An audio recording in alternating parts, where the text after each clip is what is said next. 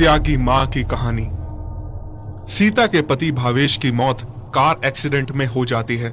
सीता गर्भवती होती है। भावेश के जाने के बाद तो मानो सीता पे दुखों का पहाड़ ही टूट जाता है। जब तक भावेश जिंदा था कोई सीता को कुछ कह नहीं पाता था। जैसे ही उसकी मृत्यु हो जाती है सारे घर वाले उसको अकेला देख के सताने लगे। माँ, मुझे तो समझ में ही नहीं आ रहा है, आप लोग किस बात से डर रहे हैं? क्यों बेटी, क्या हुआ? आखिर कब तक इस भिखारन को फ्री का खिलाओगे? बहुत हुआ, आज तो बस इसे निकाल दो। हाँ बेटी, तू तो सही कह रही है, आज तो इसको घर से निकाल के ही रहेंगे। सीता बेचारी पहले से भी अनाथ थी। भावेश ने उस पे तरस खा के उससे शादी की थी। जीवन में पहली बार उसे भावेश की वजह से इतनी बड़ी खुशी मिली थी, लेकिन भगवान से उसकी ये खुशी भी बर्दाश्त नहीं हुई और भावेश को उससे छीन लिया। भावेश के जाने के बाद अब वो पूरा दिन घर का काम करती थी ताकि उसका काम देख के घर वाले उसे घर से ना निकाले। उस पर उसके घर वाले इतने बेरहम थे कि उन्हें उसकी बात का कोई फर्क ही नहीं पड़ता था। नहीं माँ जी, मुझे घर से मत निकालिए। दीदी, मैं आपके हाथ जोड़ती हूँ, मत कीजिए ऐसा। मैं कहाँ जाऊंगी? बापूजी, आप ही समझाइए माँ जी और दीदी को, मैं कहाँ जाऊंगी? मेरा तो कोई भी नहीं है इस दुनिया में। मैं घर का सारा काम कर दिया करूंगी, एक कोने में पड़ी रहूंगी, पर मुझे मत निकालिए। तेरा अब इस घर में काम नहीं है मनहूस। हाँ, मनहूस कहीं की, पहले हमारे भाई को खा गई, अब पता नहीं क्या करना चाहती है। निकल इस घर से और अपने पेट में पल रहे कचरे को भी ले जा यहाँ से। पीछे खड़े सीता के ससुर को ये देख के बहुत बुरा भी लग रहा था, पर पत्नी और बेटी की आगे बिल्कुल भी नहीं चलती थी उनकी। सास और ननद सीता को घसीट के आधी रात को घर से बाहर निकाल देती हैं। कैसी किस्मत बनाई है आपने मेरी भगवान, ना तो मेरे पीछे कोई है और ना आगे। कहाँ जाऊं? सीता बेचारी बारिश में वहां से चलती चलती भूखी प्यासी बहुत दूर निकल जाती है। मेरे बच्चे, तेरी माँ बिल्कुल अकेली हो गई है, बस तू ही एक सहारा है। माँ तुझे जन्म देगी मेरे बच्चे, और तू ही मेरा सहारा बनेगा बड़ा होकर। सीता को एक टूटी फूटी सी झोपड़ी दिखती है जिसकी भी छत टपकती है। सीता उसी झोपड़ी में अपना घर बना लेती है और जब बारिश होती है तो टूटी हुई छत से सारा पानी अंदर आ जाता है। फिर सीता को घर का एक कोना पकड़ के सोना पड़ता है और खुद का पेट पालने के लिए बेचारी को चंद पैसों के लिए लोगों के घर में झाड़ू पोछा लगाना पड़ता है। फिर कुछ दिनों में सीता एक बेटे को जन्म देती है। मैं बहुत खुश हूँ मेरे बच्चे तेरे आने पे।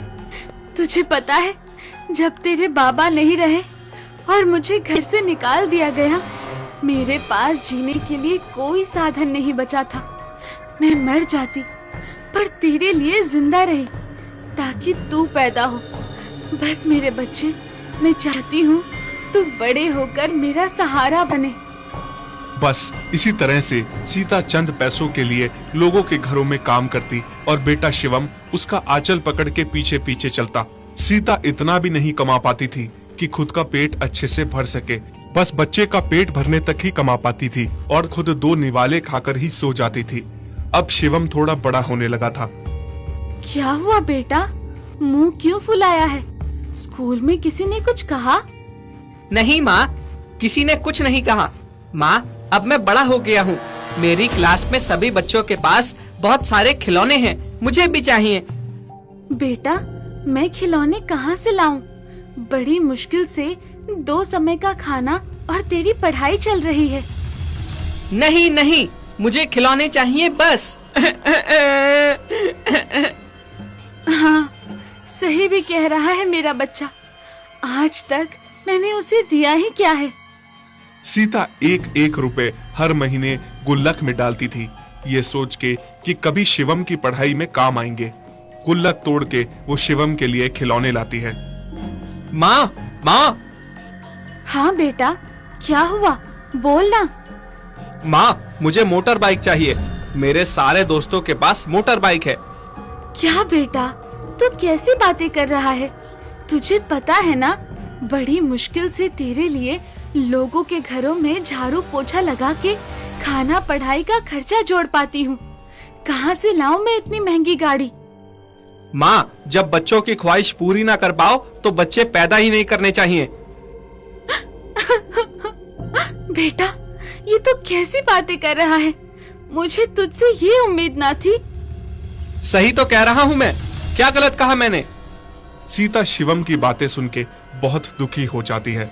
वो सोच रही थी कि जिस बेटे से उसे इतनी उम्मीद है, क्या वो उन उम्मीदों पर खरा उतरेगा, और सोचती है कि उसके आगे का जीवन भी वैसे ही निकलेगा जैसा उसने बचपन से झेला है। बच्चे को खुश करने के लिए वो उधार पैसे लेकर मोटर बाइक लाके दे देती है। फिर कुछ दिन बाद शिवम माँ को बिना बताए ही शादी करके बहू घर में ले आता है। माँ, अरे ओ माँ। हाँ बेटा, बोल। माँ, मैंने शादी कर ली है और मैं और सुमन एक दूसरे से बहुत प्यार करते हैं, इसीलिए हमने शादी कर ली। ये क्या बेटा, तूने शादी कर ली? एक बार भी अपनी माँ को बताना जरूरी नहीं समझा? तो क्या हो गया, अगर शादी कर भी ली तो? अब तुम ही कहो शिवम अपनी माँ से जो कहना है। ऐसा क्या कहना है बेटा? माँ, मेरी पत्नी नहीं चाहती कि आप हमारे साथ रहें, और माँ, मैं भी यही चाहता हूँ। एक ही कमरा है, आप कहाँ रहेंगी और हम दोनों कहाँ रहेंगे? आप खुद समझदार हैं माँ, नई नई शादी हुई है हमारी। आपका हमारे साथ एक कमरे में रहना ठीक नहीं होगा। जैसे ही मैं नया घर बनवा लूंगा माँ, तुझे अपने साथ ले आऊंगा। अब तो मेरा काम भी अच्छा चलने लगा है, जल्द ही नया घर बनवा लूंगा। हाँ बेटा, तू ठीक कह रहा है। शिवम अपनी माँ सीता को दूर जंगल में एक गुफा में छोड़ आता है। बेटा, ये क्या, यहाँ मैं अकेली रहूंगी? मुझे यहाँ अच्छा नहीं लग रहा है। माँ, अब रहना तो पड़ेगा ही आपको, और फिर मैंने कहा था ना, बहुत जल्दी आपको घर ले जाऊंगा। सच बेटा, जल्दी आएगा ना तू? शिवम वहां से चला जाता है और माँ पीछे से उसे देखती रहती है। बहुत समय बीत जाता है, पर शिवम अपनी माँ को लेने नहीं आता। अब माँ बहुत बूढ़ी हो चुकी थी। उसकी आंखें बस गुफा के दरवाजे पर ही टकटकी लगा के रखी होती कि कब उसका बेटा आएगा और उसे ले जाएगा। फिर एक दिन शिवम और उसकी पत्नी आते हैं। कौन आया है? शिवम बेटा, तू आया है? मेरे बच्चे, मुझे लेने आया है? माँ, वो तुम्हारी बहू की आंखें चली गई हैं। उसकी आंखों में गरम गरम तेल गिर गया, वो अंधी हो गई। माँ, वो पूरी जिंदगी कैसे इस अंधेपन में बिताएगी? डॉक्टर साहब ने कहा है, कोई उसे अपनी आंखें दे तो उसकी आंखों की रोशनी वापस आ सकती है। माँ, तुम तो वैसे भी बूढ़ी हो गई हो, कुछ ही समय में तुम मर जाओगी। तुम इन आंखों का क्या करोगी? क्या तुम अपनी बहू को आंखें दोगी? हाँ बेटा, तूने सही कहा। वैसे भी मैं बूढ़ी हो चुकी हूँ, इन आंखों का क्या करूँगी? मैं तो चाहती हूँ बेटा, मेरा एक एक अंग भी मेरे बच्चों के काम आए।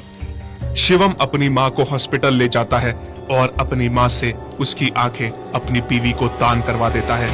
बाद में अंधी माँ को उसी गुफा में ले जाकर छोड़ देता है। बेटा, तू मुझे अब अपने घर लाया है ना? नहीं माँ, मैं तुम्हें उसी गुफा में लाया हूँ। तुम घर के हालात अभी नहीं जानती हो ना। तुम्हारी बहू की भी तबीयत खराब है, ऐसे में तुम्हें वहाँ कौन देखेगा? पर तू चिंता न कर माँ, मैं जल्द ही तुझे ले जाऊंगा। शिवम फिर से अपना मतलब हासिल करके और माँ को झूठा दिलासा देकर वहाँ से चला जाता है, और बूढ़ी माँ बस ये सोचती रहती है कि जिंदगी में कहीं उससे कोई गलती हो गई। फिर से बहुत समय बीत जाता है, लेकिन अंधी माँ की झूठी आस नहीं जाती। वो बस हमेशा इसी आस में रहती है कि एक दिन उसका बेटा उसे घर से ले जाने आएगा। देख तो कुछ पाती नहीं थी, पर जरा सी भी आहट होती तो सोचती बेटा आया है। फिर एक दिन बूढ़ी माँ अपनी सांसें छोड़ देती है। मरने के बाद भी माँ की आत्मा को शांति नहीं मिलती। आत्मा वहीं भटकती रहती है, बेटे की आस में।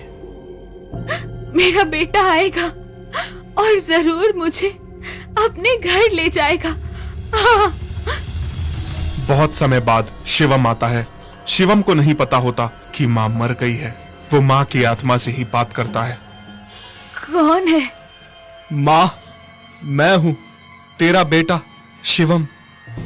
क्या बेटा तू? बेटा तू आ गया, पर अब मैं कभी नहीं पूछूंगी तू कब मुझे घर ले जाएगा। और बेटा, अब मेरे पास तुझे देने के लिए कुछ नहीं है। मुझे कुछ नहीं चाहिए माँ अब। माँ, मैं बहुत खुदगर्ज था, हमेशा तुझे टालता रहा। घर ले जाऊंगा, घर ले जाऊंगा, लेकिन आज मुझे ही मेरी पत्नी और मेरे बच्चों ने घर से निकाल दिया। सच कहते हैं माँ लोग, हम अपनी माँ बाप के साथ जैसा करते हैं वैसा ही भरते हैं। माँ, मैं बहुत थक चुका हूँ, बहुत थक चुका हूँ मैं। आ बेटा, मेरी गोदी में सिर रखकर सो जा, आराम कर।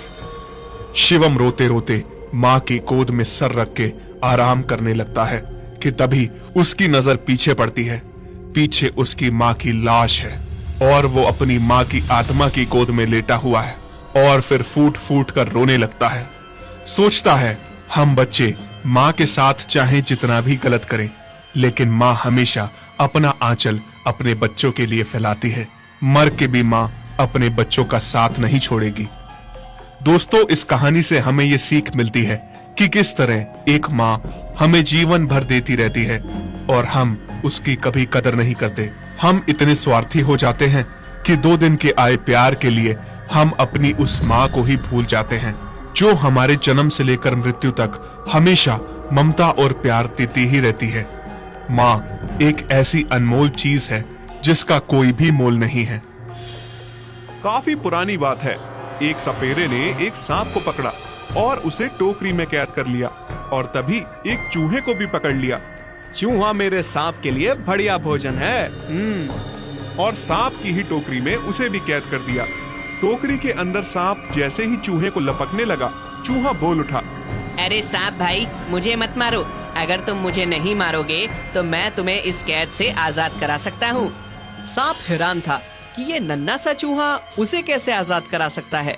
जब मैं इस कैद से निकलने में कामयाब नहीं हो सकता तो तुम मेरी क्या मदद कर सकते हो? देखो, मुझे बहुत जोर से भूख लगी है। फिर तो क्या फायदा, मुझे खाकर यूं भी तुम्हारा पेट नहीं भरने वाला। अगर तुम मुझे बख्श दो तो मैं तुम्हें आजादी दिला सकता हूँ और फिर जितना दिल चाहे, जहाँ दिल चाहे, तुम भर पेट खाना खा सकते हो। मोटे मोटे चूहे, बढ़िया मेंढक, छिपकलियाँ, सब तुम्हें खाने को मिल सकती हैं। आगे तुम्हारी मर्जी। तो ठीक है, इसे भी मैं बाद में खा ही सकता हूँ। तो बताओ, तुम मेरी क्या मदद करोगे? अगर तुम्हारी बात ठीक निकली तो मैं तुम्हें नहीं खाऊंगा। शायद मैं तुम्हारे ऊपर बैठकर एक मंत्र का उच्चारण करूंगा। बस तुम्हें अपनी आंखें बंद करनी होंगी, बस इतना ही। हाँ, जब मंत्र पूरा हो जाएगा तो मैं तुम्हें बुलाऊंगा, परंतु याद रहे, तब तक ना तुम आंखें खोलोगे ना ही हिलोगे जुलोगे, समझे? ठीक है, जैसा तुमने कहा है वैसा ही करने को मैं तैयार हूँ, परंतु बाहर निकलकर मेरी प्रतीक्षा करना। सांप ने अपनी आंखें बंद कर ली। चूहा सांप के सिर पर चढ़ गया। जल्दी जल्दी वो पिटारी को अंदर से कुतरने लगा। वहाँ पर एक बड़ा सा छेद हो गया। चूहे ने झट से वहाँ से छलांग लगाई और रफू चक्कर हो गया। थोड़ी देर बाद सांप ने अपनी आंखें खोली और वो भी छिद्र में से नीचे सरक लिया। आजादी का भी अपना मजा है, पर अभी मुझे बहुत भूख सता रही है। और वो मूर्ख कहाँ गया? शैतान शायद भाग गया। जाएगा कहाँ? अभी ढूंढता हूँ उस नटखट शैतान को। और वो चूहे को तलाशने लगा, परंतु चूहा तो कहीं खो गया था। कुछ दिनों के बाद सांप को चूहे का एक बिल नजर आया। वे समझ गया कि जरूर चूहा इसी बिल में छुपा होगा और जल्द ही उसे चूहे की मुंडी वहाँ नजर आई। धोखेबाज, यहाँ है। अब ये बच के मुझसे कहाँ जाएगा? अरे ओ चूहे, तुम मुझे धोखा देकर कहाँ भाग गए थे? अब बाहर आओ ना, क्यों सता रहे हो? हम तो पुराने मित्र हैं। मित्र और तुम क्या कहते हो? ये कोई मुमकिन है? ये तो हम दोनों ही जानते हैं कि हम में मित्रता हो ही नहीं सकती। उस दिन तो तुम भी मजबूर थे और मैं भी, इसीलिए मैंने दोस्ती का नाटक रचा और अपनी जान बचाने के लिए मित्रता का ढोंग कर रहा था। दोस्ती हमेशा बराबर वालों से होती है। कहाँ तुम इतने बलशाली और कहाँ मैं इतना कमजोर। हम कभी मित्र नहीं हो सकते। जाओ बाबा, माफ करो। ये तो बहुत समझदार निकला। इसे झांसा देना अब मेरे बस की बात नहीं। अब मुझे कहीं और अपना भोजन तलाश करना होगा। शिक्षा, मित्रता हमेशा बराबर वालों के साथ करनी चाहिए।